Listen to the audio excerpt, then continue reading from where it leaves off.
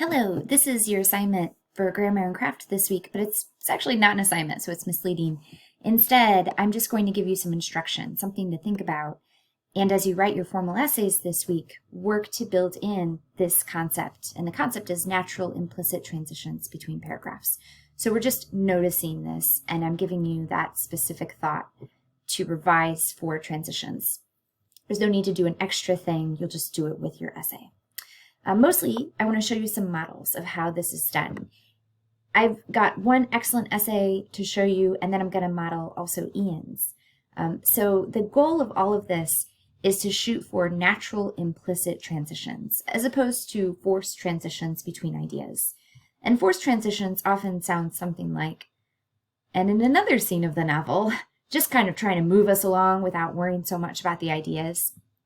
But when you see it done well, it's kind of inspiring. And there's something that happens too, because the idea never slows down. It really picks up speed and becomes a ladder-like organization where there's a constant momentum towards that final ringing conclusion, which is always our goal. All right, so I also wanted to show you this because it is a nice example of how if you would like to handwrite your essays, you absolutely can.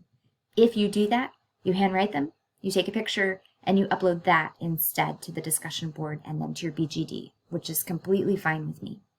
All right, so I'm going down to this transition between the second and third paragraph, and it starts here. The conversation in this essay is about Jack and Ralph and their differing views on bloodlust. The way that Ralph is able to restrain himself because he senses things through a lens of shame.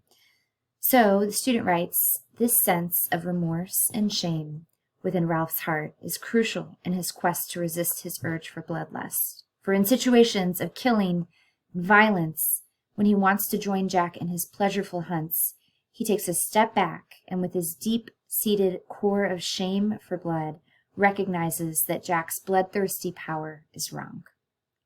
This thus allows Ralph to resist that power throughout Lord of the Flies. Now here's the transition. In addition to this view of Ralph of blood as something shameful, the way in which Ralph responds to conflict exemplifies his clinging to restraint as a means of resisting violence and bloodlust. All right, so the student takes this idea of shame and remorse and connects it to this resisting of violence by pulling that idea in. This builds a natural and implicit transition between the ideas. It suggests that they need to be together.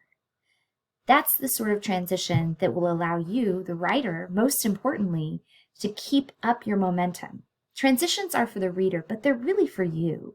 As you're trying to figure out what to say along the ladder of your argument, if you stop in between those paragraphs and have halting and forced transitions, it will halt your idea flow, which is especially important in a timed setting, though this is not timed.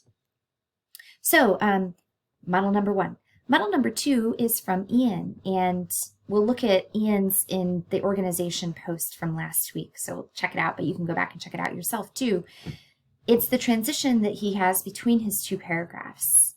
And you're going to see that same movement where he's pulling the ideas forward. But I think Ian's is even better, and I'll show you why. All right, so Ian's post, which you can read in full, and I'd like you to read in full because you're reading everybody's in full, is all about the way Jack paints his face and what that does to him internally. Wonderful embedded quotes here at the end. We're going to go towards the end of the paragraph, and we see Jack spills the water, leaps to his feet, laughing excitedly, he begins to dance, and his laughter becomes a bloodthirsty snarling. With this primal side of his unleashed, he gains newfound power to leave the fire unattended, forget common sense, and lead the other boys on a hunt. Transition.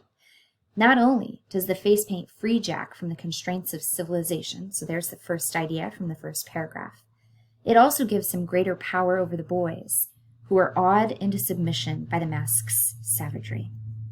I like this transition more because he is pulling that idea from the first paragraph in, and then he's concluding, why is that important? Well, it gives him greater power over the boys, but then he has yet another phrase that's going to be the topic for this paragraph, and it's going to deepen that entire idea. immediately.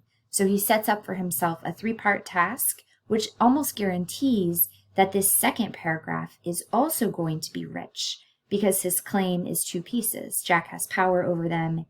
They are awed into submission.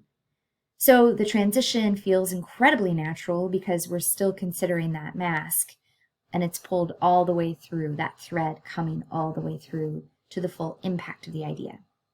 Okay, so this is the concept at work. And as you work in your grammar and craft assignment this week, really what you're doing is you're trying to go to your pieces in between paragraphs, and you're asking yourself, is this an implicit transition? Did I naturally build this right so that the things want to flow into the next? So good transitions are also just a mark of good organization. And I'm about to do my organization lecture, so you can check that out next if you like.